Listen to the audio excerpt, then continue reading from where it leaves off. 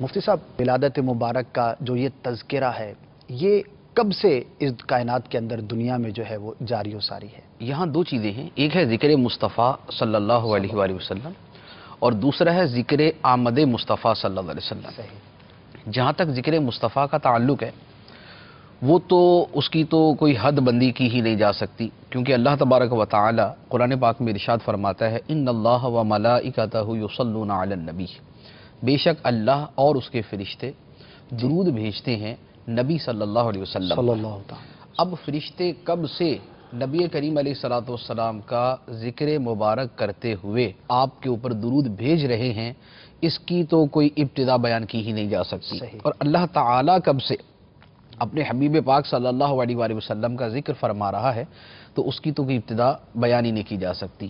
تو ذکر مصطفیٰ صلی اللہ علیہ وآلہ وسلم تو تب سے ہے کہ جب یہ کائنات وجود میں بھی نہیں آئی تھی۔ صحیح۔ اب ہے ذکر آمد مصطفیٰ صلی اللہ علیہ وسلم کہ سرکار علیہ الصلوۃ والسلام کی تشریف آوری کا تذکرہ یہ کب سے ہے۔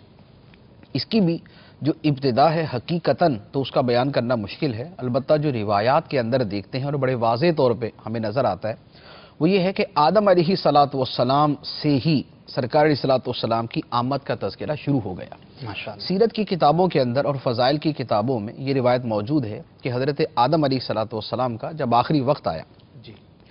تو آپ نے حضرت شیس علیہ الصلوۃ والسلام جو آپ کے شہزادے تھے اور اللہ کے نبی تھے، ان سے نبی کریم علیہ الصلوۃ والسلام کی تعظیم و تکریم کرنے اور آپ پر ایمان لانے کا ذکر کیا۔ تو انہوں نے عرض کیا کہ آپ مجھے اس بات کی کیوں وصیت فرماتے ہیں اور یہ محمد صلی اللہ علیہ وسلم کون ہیں؟ تو پھر آدم علیہ الصلوۃ والسلام نے اپنا وہ واقعہ بیان فرمایا کہ جب میری توبہ قبول ہوئی، اللہ تعالیٰ نے مجھے پیدا کیا، میں نے نگاہ اٹھا کے عرش کی طرف دیکھا، وہاں پر اللہ کے نام کے ساتھ نبی پاک صلی اللہ علیہ وسلم کا نام مبارک تھا۔ تو یہ روایت جو ہے یہ اس بات کو بیان کرتی ہے کہ سرکار صلی اللہ علیہ وآلہ وسلم کی آمد کا تذکرہ حضرت آدم علیہ الصلوۃ والسلام سے ہی شروع ہے۔ صحیح۔ یعنی انسانوں کے اندر جو پہلے انسان ہیں، جو پہلے بشر ہیں، حضرت آدم علیہ نبینا علیہ الصلوۃ والسلام، یہ ان سے ہی اس کا تذکرہ جاری ہے۔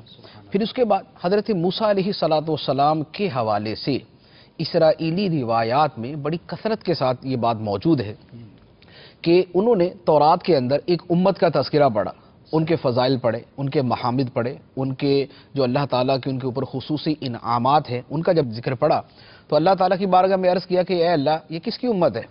تو اللہ تعالیٰ نے ارشاد فرمایا کہ یہ آخری نبی محمد صلی اللہ علیہ وآلہ وسلم کی امت ہے۔ تو اس کے اوپر پھر انہوں نے اظہار تعجب فرمایا، اظہار رشک فرمایا، یعنی مختلف اس طرح روایتیں ہیں۔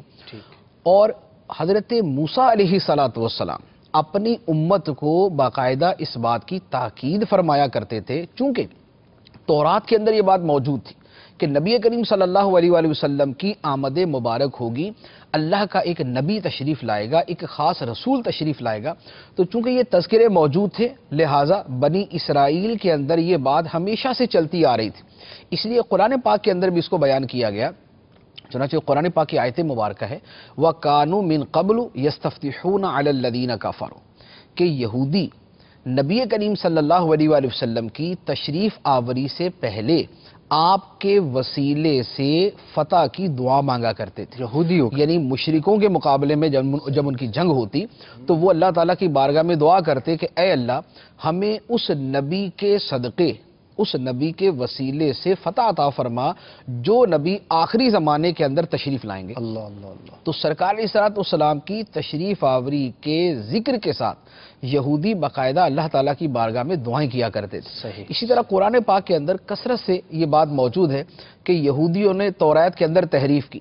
صحیح۔ وہ تحریف تھی کیا؟ وہ تحریف نبی کریم علیہ الصلوۃ والسلام کے فضائل کا بیان، آپ کی تشریف آوری کا بیان، آپ کے اوصاف و کمالات کا بیان، آپ کی جو علامات اور نشانیاں تھیں ان کا بیان، یہ جو ساری چیزیں تھیں انہی کو چھپایا کرتے تھے اور انہی کے اندر تبدیلیاں کیا کرتے تھے۔ یعنی احکام میں اور عقائد کی ان آیات کے اندر تورات کی وہ تبدیلیاں کرتے تھے۔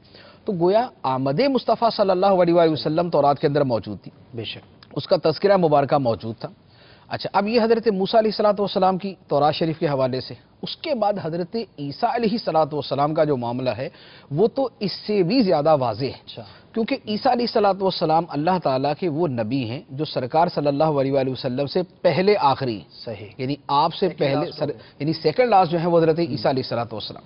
اور حضرت عیسیٰ علیہ السلام نے اپنی تشریف آوری کا جو مقصد بیان کیا قرآن پاک کے اندر اسے ذکر کیا گیا، اور وہ مقصد بیان کرنے میں انہوں نے صراحت کی ہے کہ میرے آنے کا تو مقصد یہ ہے کہ میں لوگوں کو خوشخبری دوں کہ میرے بعد بھی ایک عظیم نبی تشریف لانے والا ہے. سبحان اللہ. چنانچہ قرآن پاک کی آیت مبارکہ سورہ صف کے اندر ہے، ارشاد فرمایا وَإِذْ قَالَ عِيسَى بْنُ مریم، جب عیسیٰ بن مریم نے کہا یا بنی اسرائیل انی رسول اللہ الیکم، اے بنی اسرائیل میں تمہاری طرف اللہ کا رسول ہوں، مصدقا لما بین یدی من التوراہ، جو میرے سامنے تورات موجود ہے میں اس کی تصدیق کرنے والا ہوں.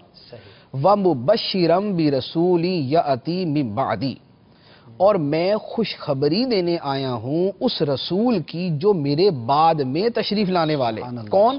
فرمایا اسمہ احمد، جن کا نام نامی اسم گرامی احمد ہوگا. سبحان اللہ. تو حضرت عیسیٰ علیہ السلام نے تو اتنی صراحت کے ساتھ اور اتنی وضاحت کے ساتھ اور نام مبارک کے ذکر کے ساتھ یہ بیان فرما دیا کہ میرے آنے کے مقاصد کے اندر ایک عظیم مقصد یہ ہے کہ چونکہ میرے بعد نبی الانبیاء اور سید الانبیاء اور سید المرسلین اور آقاؤں کے آقا اور آخری نبی تشریف لانے والے ہیں، تو میں ان کی بطور خاص بشارت سنانے کے لیے دنیا کے اندر آیا.